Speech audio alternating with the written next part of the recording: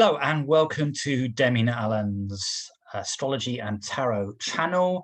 If you like the video which I'm about to present, then press the like button. And if you like the channel, please subscribe. This particular video is going to be about January 2022. I'm a bit late. I've had various technical issues that have been taking place, which has made it difficult. A pre-Mercury retrograde, I believe. Anyway, so I'm recording this on the 3rd of January, so we'll start off from there, but I just wanted to kind of go back to the previous day, which is the 2nd, because we experienced a new moon around about 1833 GMT time, 12 degrees in Capricorn. A bit of an unremarkable new moon, to be honest. The moon is in detriment in Capricorn, so it cannot really function that well and creates quite a lot of difficulty. But it is a new moon, it's a new start, and that will have probably made things feel on an energetic level that things are moving forward, whereas on the 1st of January, it was very, very slow. And in fact, most of the day was a void, of course, of moon in Sagittarius. So basically now we're in a position where we can start to begin to look ahead, and certainly I think that a new moon in Capricorn brings about a certain sense of looking at work related aspects and home life and how to balance that for the coming year 2022. But as I said, it's unremarkable. Didn't really hit sort of any other planets majorly, so therefore to me not much would happen. But we start off on the 3rd of January, and let's just look at the planets that we have. The sun is at 13 degrees in Capricorn. We have Mercury, which is now ingressed into Aquarius. I like that combination. I feel that Mercury can do a lot in Aquarius. However, over the next coming weeks, it is going to be applying a square aspect to Uranus. And as well as that, it is also going to be applying a conjunction to Saturn, which is also in Aquarius. Now, Mercury rules buying and selling, commerce in all its forms, early education as well. And I just feel that this obviously is pre-Mercury retrograde, which happens on the 14th of January. So I feel like this cannot function the way it would like to. And that would mean that maybe the retail sector certainly takes a bit of a hit with this energy. Like I said, Mercury can function very well in Aquarius. However, it's being besieged by Saturn and Uranus. If you're in a Mercury profected year, then this is a time to take stock, step back a little bit, and maybe not make those major decisions if you can. It's the same with Venus. If you're in a Venus profected year, which is still retrograde, then again, it's about working internally and making sure that you are not pushing yourself forward necessarily. Because Venus has been making a conjunction, although it's separating with Pluto, on the 3rd of January, Pluto's at 26 degrees and Venus at 21 degrees going retrograde. So again, that's a bit of a sort of been a tough combination. And Venus really relates to how we relate and where we conjugate to get to know people and express our social activities. And that's not necessarily happened the way we would like it to. And what's also, Venus is hurtling towards the sun, which is going to be combust. So again, Venus is not in its strongest position. The other news I have to say is Mars, which is at 14 degrees in Sagittarius on the 3rd, is applying a square aspect to Neptune, which is at 20 degrees in Pisces. These two planets do not get along. It's a bit passive aggressive when they make an aspect of each other, and it's a square aspect, so it's a tense aspect, 90-degree angle. They're both immutable signs, so changes can come quite quickly. I would say that maybe gas, oil prices fluctuating, or certainly news about them, anything to do with the oceans or seas, possible, flooding, that kind of aspect can certainly take place under Mars and Neptune. It's difficult. It's very nebulous. I use the passive aggressive a descriptive element to it, and that's exactly what it is. But Mars is not as powerful in Sagittarius as the modern ruler of Neptune in Pisces, so that the Neptunian energy kind of wins, which is unusual. So that's sort of forming as we go hurtling into January. And the other major thing, of course, is Jupiter, which is the traditional ruler of Pisces, has ingressed into that sign. Happened on the 29th of December. And the first thing it does is it aspects the South Node, which is in Sagittarius and has been for 2021, most of 2021, and squaring the North Node in Gemini.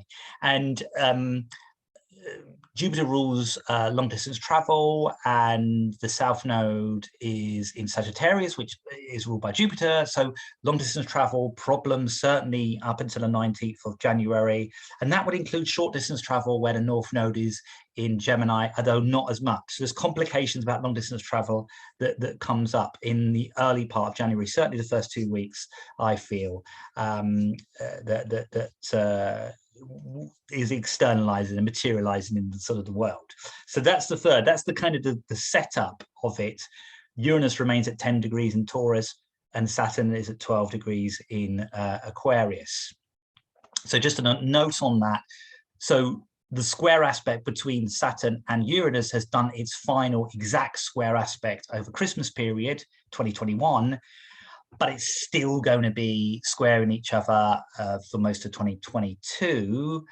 If you've got planets at 11 degrees in either Taurus, Leo, Scorpio, or Aquarius, then for the last couple of weeks, things have probably come up to the surface, been unearthed, disruptive elements to that. A little bit of chaos maybe has come up depending on what planets are involved. The number 11 plays quite important in this January, and 11 is a master number in numerology and in magical practice. 11 is very powerful. It's really 11 seems to come up quite a bit here, and the Venus retrograde is very much attached to the 11 degrees as well. So 11 degrees, very, very powerful here. And of course, in the tarot, that's the Justice card as well. So a lot going on there. Okay, so let's just move this forward, shall we? Okay, so what we've got here is, I want to just move this to the 7th. And the 7th really is interesting because we can see that Mercury is getting closer to Saturn and to Uranus here, and Mars is also getting closer. Now this will be coming into an intense period, and a key date to look out for is the 11th. And I move it to the 11th. The reason why I move it to the 11th is because on the 11th, that Mars, which at 20 degrees in Sagittarius, squares the Neptune at 20 degrees in Pisces. Major. So look out for the news, things that say gas, oil, sea travel, stuff like that I feel comes up, or smoke and mirrors stuff that comes up very, very significantly. I think the United States of America will have quite of a big thing because that Mars is transiting the 1st house, so they're very much seen here, whereas Neptune is in the 4th house. Here, but the 11th to the 14th is really the most intense period, I feel, and it's sort of building up because what happens here is that we get on the 14th of January, Mercury goes retrograde, and that obviously it goes retrograde about 11:41 GMT time in Aquarius. At around that 10-11 degree mark, and therefore the energy is going backwards. That means that the 2 inner planets, Mercury and Venus, are both retrograde at the same time. Plus you've got the intensity of the Mars squaring Neptune as well. You've got Pluto and the Sun also making conjunctions as well. And then what happens here is we move it forward, and we get what essentially is when things really begin to change. And that's first of all on the 17th, because we got a full moon on the 17th. And the full moon is at 27 degrees in Cancer, and it's about 23:48 GMT time, and it opposes Pluto. Now, obviously, the moon in Cancer is in its rulership, so it can function. Pluto magnifies aspects. Certainly, if you're in the moon profected year, you're going to find it's a little bit tricky. And it's about grounding yourself and being true to yourself and not getting whipped up by the energetic storm that will feel like that, particularly for a very sensitive person. But I also feel like this full moon is a purging. There is an element of purification about it. And I think that is for most full moons, but this one particularly because of the Pluto element. And so this is when things start to move forward. And there's a reason for that, is because things start to happen. Because on the 18th, Uranus goes direct for the first time since August, I think, in 2021. So that begins to move forward, which is great, because when Uranus moves forward, things actually start to happen. So you've got the full moon, you've got Uranus, and then on the 19th, big changes, because the moon's nodes change signs, and that's huge. So for 2021, we've had the moon's nodes, the north node in Gemini and the south node in Sagittarius, both at polarity points. Now, if we think about 2021, a lot of it's been about movement, or not being able to move, not being able to go to work, not being able to travel, you know, restriction of movement, that kind of themes. Now, though Gemini and Sagittarius are signs of movement. So that's been the template, the theme, the dialogue that's been out there. The 19th, for the first time in 19 years, the north node goes into Taurus, the south node goes into Scorpio. Completely different dialogue that's about to unearth itself, which is about financial survival. How do we pay for the last 2 years? How's people going to survive? Banking, property, other people's money, tax, investments, accountancy, possessions, you know, agriculture. And this really sets off the Uranus in Taurus to such a degree that actually things really begin to manifest externally. And I feel like this is going to be the main theme of 2022. Though we've had it with the theme of the pandemic and the crisis, that we're shifting. And it's not going to happen on the 19th, but you'll get sort of little bits of news that will come out around about the time. But the themes are shifting to financial aspects. How are we going to pay for this? How's governments going to pay for this? What's the funding? Everything is about financial. You know, bills going up. This is a huge aspect that's taking place. The United States of America is a lot about, you know, workers' rights or working environments, particularly that is taking place. And you know, whereas in the UK chart, it's a lot about you know, more about the financial of what do we invest in, how do people look after money, what's going on with properties, what's going on with the cost of living. This is the themes that will play out. That's going to be what politicians and governments and the public are going to be certainly focused on with that. So that happens on the 19th. That really does change things quite a bit here. And I feel like the 19th is a key moment when things start to seem a little bit like more that things are looking different. Whereas I think the first 3 weeks, up until the 19th of January, things are like, it's like a bad hangover. We've been here before. This feels like 2021. Nothing's changing. It's just the same old drudge. Oh my God, you know, that kind of feeling. And then all of a sudden, everything begins to start to change. The dialogue between people begins to change. And that brings in Uranus right into the mix, really, Uranus in Taurus, and that sort of slightly revolutionary energy, which has been kept at bay by Saturn in Aquarius. So this is huge significance.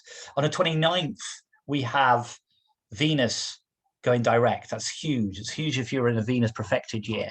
That's a massive thing that takes place there. So the end of the month becomes a lot more active, whereas the first 2.5, 3 weeks feels very much the same kind of, more talk about restrictions, more talk about lockdowns, more talk about the things that we talked about in 2021, and then suddenly things begin to change. It's almost like it's replaced by this new fear, which is going to be the financial aspect.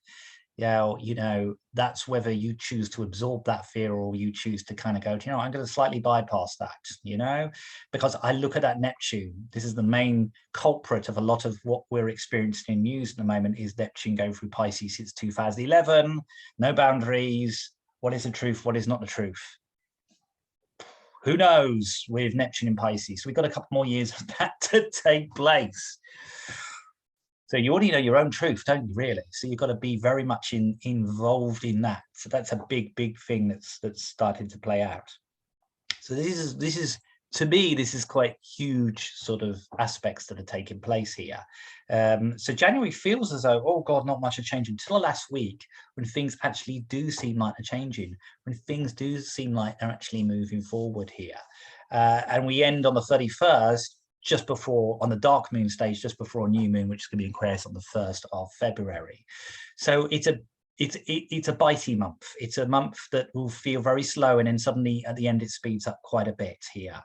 You know, but there is sort of new aspects that are brewing up to the surface that we'll begin to all begin to see. Anyway, look, I hope you've enjoyed that video, and if you have, press the like button, and if you like the channel, please subscribe. Happy New Year to you all. Thank you very much for watching. I'll catch up with you all for my video in February soon. Thank you.